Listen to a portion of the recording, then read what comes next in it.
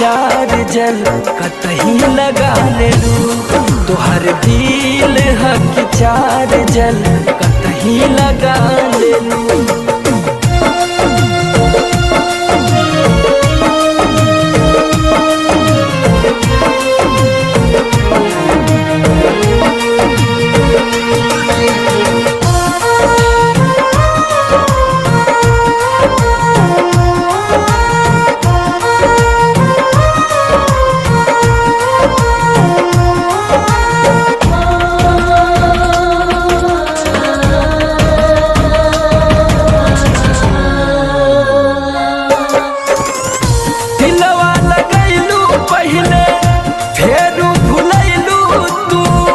अपने तक गईलू हमार नीदियों में गईलू तू।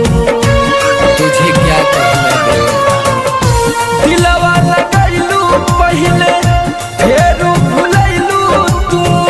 अपने तक गईलू हमार नीदियों में गईलू तू। सोचते सोचते जान भर रतिया रोआ देलू। तोहर दिल हक चार जल कतही लगा लेलू। तोहर दिल हक चार जल कतही लगा लेलू।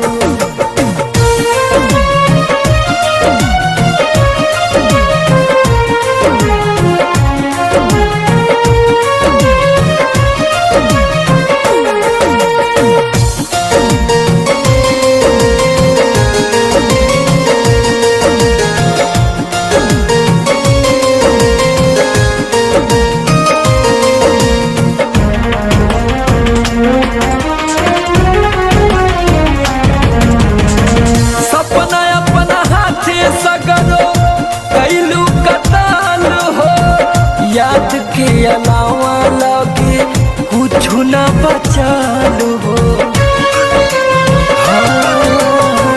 सपना अपना हाथे सगरो कैलू कताल हो। याद के अलावा लगे कुछ न बचालू हो। जीते जी समर के मौत से बढ़ के सजा देलू।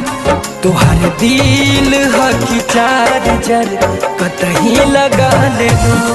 तोहर दिल हक चार जल कतही लगा लेलू। तोहर दिल हक चार जल कतही लगा लेलू। तोहर दिल हक